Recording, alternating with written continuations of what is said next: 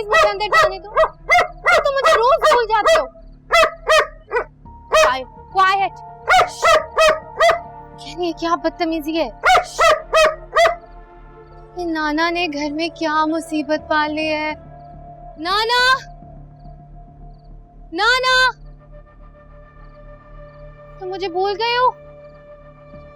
Please मुझे अंदर जाने दो। क्या बात है बेटा, और ये इस वक्त तुम कहाँ से आ रही हो? नाना, मैं जहाँ से भी आ रही हूँ, आप मुझे बताएं आपने घर में क्या मुसीबत पाल के रखी है? मुझ पर क्यों भौंकता है? ये मेरा घर है। किम, चलो। नाना, व्हाट इज दिस?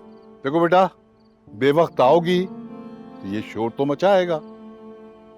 ये उसकी वफादारी का तकाजा है। नाना, ये कैसी वफादारी है? घर के लोगों पर ही भौंकेगा ये? बेटा, कुत्ते के कांटे का फिर भी इलाज है, लेकिन इंसान के कांटे का कोई इलाज नहीं है। न मौत आती है और न जिंदगी साथ रहती है। नाना, क्या मतलब है आपका?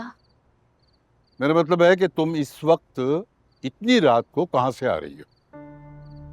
नाना, मैं अपनी दोस्त की बर्थडे में गई थी, वहां से आ रही हूँ। ओके? इस वक्त 2 बजे रात को?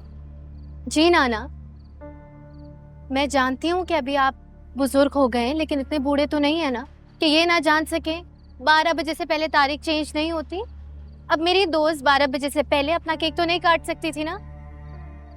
बेटा, रात की तारीख बदलने से दिन की रोशनी तब्दील नहीं होती, बल्कि कभी कभी तो इसकी हौलनाकी रात में स्याही भर देती है, जिंदगी को सियाह कर देती है।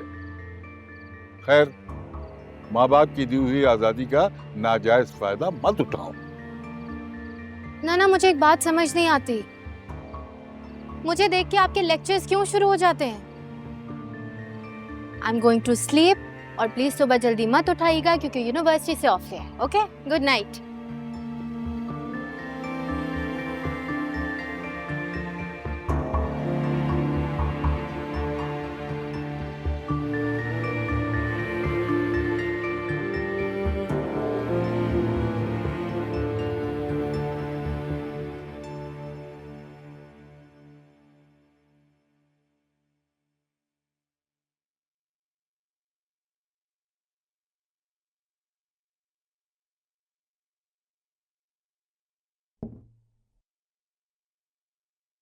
क्या मसला है भाई?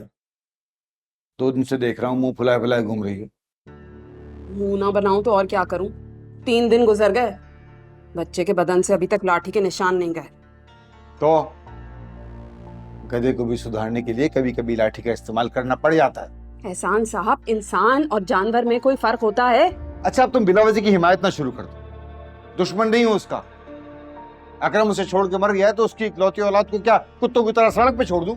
तौबा करें, ऐसा कब कहा मैंने? मैंने भी तो वादा किया था ना सुखरा भाभी से कि उसका ख्याल रखूंगी। मुझे भी ख्याल है उसका, लेकिन अब उसको अकल समझ आ जानी चाहिए। जिंदगी इतनी आसान नहीं है जितनी उसने समझ रखी है। अच्छा ख्याल है, तीनों वक्त खाने पे बातें सुनाने बैठ जाते हैं। जरा से किसी ने कोई शिकायत ना की, ना आओ देखते हैं ना ताओ, मार पीट पर उतर आते हैं। बच्चा बेचारा सूख सूख के कांटा हो गया है। अच्छा जाओ, काम कर रहा हूँ, हिसाब किताब करने बैठता हूँ, बीच में आ जाती हूँ। चाय पी लीजिएगा।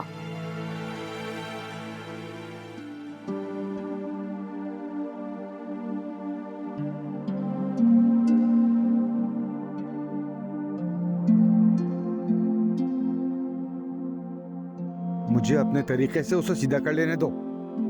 खामखा बीच में टांग मत लड़ाया करो। अच्छा, आहिस्ता बोले, कुछ ख्याल करे, सुन लेगा। अरे सुनता है तो सुन ले।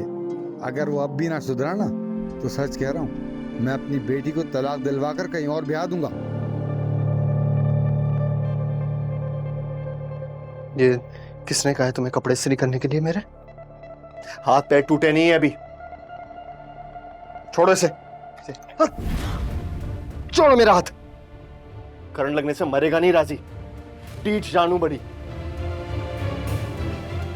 तुम अब्बू का गुस्सा मुझ पे क्यों निकाल रहे हो?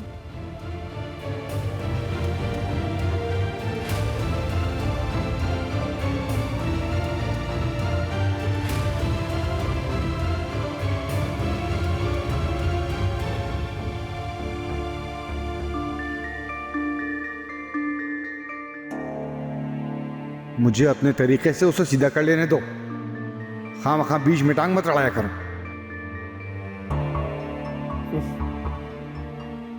मुझे सीधा करेंगे?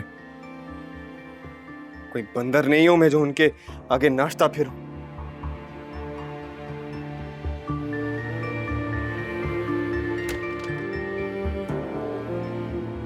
कौन है?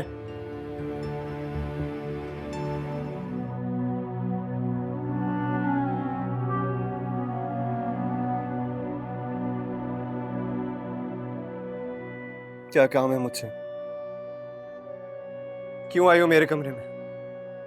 तुम्हारे जिस्म के नील नहीं मिट रहे थे, इसलिए तेल और हल्दी लेकर आई हूं।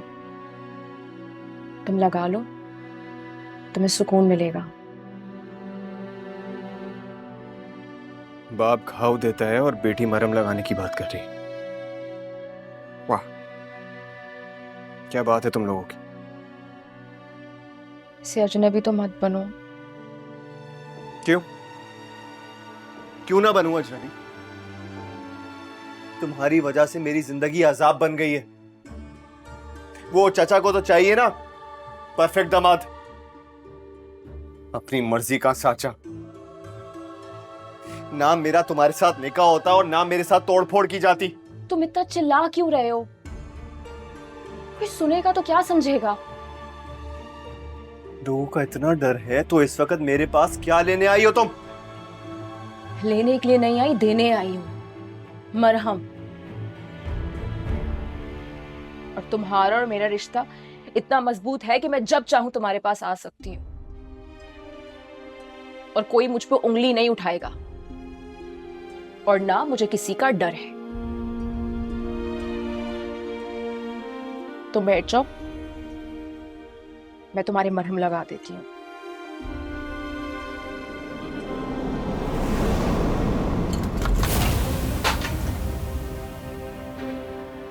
नहीं, ये मेरा तुम्हारा कोई रिश्ता। चली जाओ यहां से।